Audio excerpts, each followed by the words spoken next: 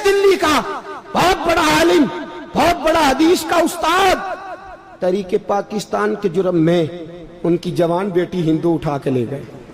जवान बेटी हिंदू उठा के, इन जालिमों से पूछो, इन वडेरों से पूछो, तुम अपनी कुर्बानी तो बताओ। तुम्हारे वालिदैन तो बैठे हुए थे अंग्रेज के कदमों में, तुम तो जूते साफ करने वाली कौम हो, या हुक्मरान बन गए। मौलाना अमीरुद्दीन की जवान बेटी ले गए। और हजरत के पास लोग आए, मुझे बताओ बेटियों की तकलीफ कितनी बड़ी होती है। सीना जख्मों से छलनी हो गया। और जब मौलाना नईमुद्दीन साहब ताज़ियत के लिए पहुंचे तो हजरत को सीने से लगा के कहने लगे, फिक्र ना कीजिएगा, कोई बात नहीं। मौलाना अमीरुद्दीन साहब कहने लगे, हुजूर बस पाकिस्तान बन जाए, मेरे रसूलुल्लाह के दीन का झंडा बुलंद हो जाए, एक बेटी क्या, मैं हजारों बेटियां कुर्बान करने को तैयार, मैं तैयार हूं देने के लिए औलादे। लोगों ने 10 लाख आदमी ने हिजरत की, 10 लाख 30,000 जाने एक एक दिन के अंदर कटी।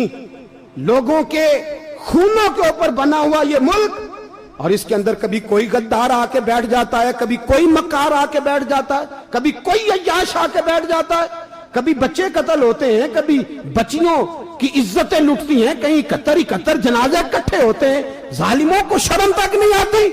हम किसी आइन को नहीं मानते, किसी कानून को नहीं मानते, हम मानते हैं उस पाकिस्तान को जिस पाकिस्तान में एक तरफ अल्लाह का कुरान हो और दूसरी जानब मोहम्मद मुस्तफा का फरमान हो। हमें किसी तीसरी चीज की जरूरत हो। अगर सेकुलर पाकिस्तान बनाना था तो इंडिया की गवर्नमेंट तो आज भी अच्छी है पाकिस्तान से, वहां तो जमहूरियत आज भी ज्यादा पनपती है। एक दफा भी कोई डिक्टेटर नहीं आया, तमाशा लगाया हुआ है, मैं ये कर दूंगा, मैं वो कर दूंगा। पागल कौन समझते हो हमें? बेवकूफों का मुल्क है ये, जो तुम्हारे जी में आता कहते जाते हो, जो जिसके मन में आता है वो कहते जाते हो। सुनो, इस्लाम किस तरह की खिलाफत चाहता है। अमीरुल मोमिनीन खलीफतुल मुस्लिमीन हजरत उमर फारूक। सुनो हुकूमत किसको कहते? हजरत उमर गुजर रहे, फजर की नमाज के बाद 2 गलियां रह गई हैं, आज पूरा नहीं हो सका आपका दौरा, जो रात को नकाब पहन के 2 गलियां रह गई तो नकाब ओढ़ के ही फजर के बाद निकल गए। एक छप्पर है छोटा सा, एक कुटिया है, झोंपड़ी, बूढ़ी अम्मा बैठी है। उमर फारूक गुजरने लगे, बूढ़ी को परेशान देखा, अम्मा जी इजाजत हो तो अंदर आ जाऊं। बूढ़ी कहने लगी, चल दौड़ जा, अपना काम कर, क्यों इजाजत दूं? तेरी मेहरबानी अम्मा, आने दो। क्या दौड़ जा? तेरी मेहरबानी अम्मा, गुजारिश है, चलो आ जाओ। हज़रत उमर फारूक फरमाया करते थे, मैंने उस औरत से आइन सीखा है, आइन, मैंने उससे कानून सीखा है, उस बूढ़ी औरत से। अंदर आ गए उमर फारूक। अम्मा क्या परेशानी है, क्या बात? अम्मा कहने लगी, खामद इंतकाल कर गया, औलाद अल्लाह ने दी कोई नहीं, मैं गरीब हूं, 3 दिन से रोटी नहीं खाई, 25 दिनार का कर्जा चढ़ गया है, मुझे उमर फारूक से बड़ी शिकायत है। उसने मेरा हाल ही नहीं पूछा। हजरत उमर कहते थे, मुझे उसने दस्तूर और आइन सिखाया। कहने लगे शिकवा है, उमर आया ही नहीं। हजरत उमर कहने लगे, अम्मा उमर को क्या पता कि तू इस हाल में है। अम्मा दस्तूर बयान करती है, अम्मा जमहूरियत का ऐलान करती है, कहती है नहीं पता उमर को, तो उमर से कहो छोड़ दे हुकूमत, उसके हवाले करे जो खबर रख सकता है, ना इधर उधर की तू बात कर, ये बता के काफिला क्यों लुटा, मुझे रहजनों से गरज नहीं, तेरी रहबरी का सवाल है। उमर से कहो छोड़े हुकूमत, उसको दे जो पता रख सकता है। हजरत सैयदना नाफे फरमाते हैं, जिसके सामने किसरा और रूम के बादशाह कांपा करते थे, मैंने उस उमर को बूढ़ी अम्मा के सामने कांपते हुए देखा है। राशा तारी है उमर फारूक का। दौड़े गए, 25 दिनार लाए, राशन रख के लाए, रोटियां पकाई, बूढ़ी अम्मा को खिलाई। कहने लगे, अम्मा 25 दिनार ले ले और चल, गलती हो गई, उमर को माफ कर दे। अम्मा बोल के कहने लगी, मैं नहीं माफ करती, मैं तो पक्का फालूं, बस गिरने वाली हूं, एक दफा कब्र में जा लेने दे, मेरे रसूल आएंगे तो मैं उमर की शिकायत करूं।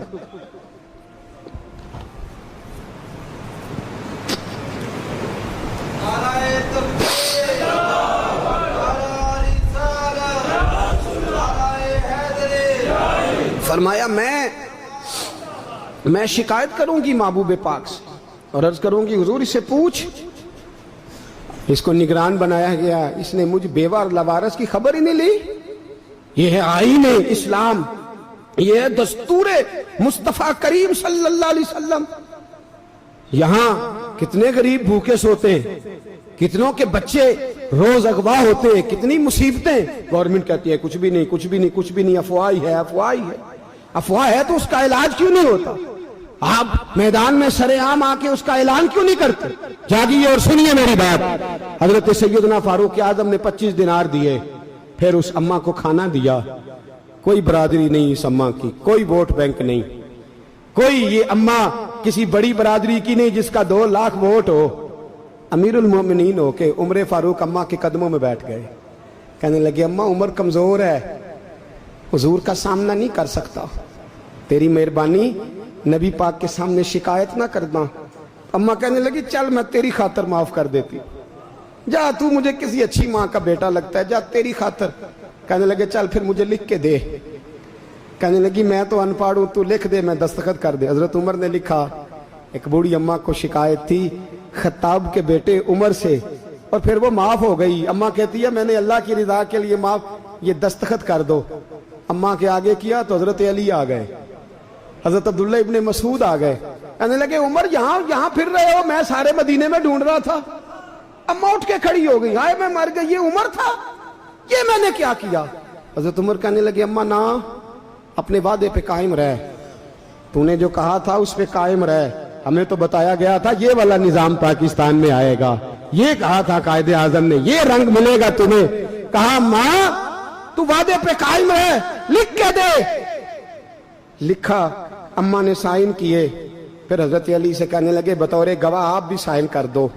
پھر عبداللہ ابن مسعود سے کہنے لگے آپ بھی سائن کر دو۔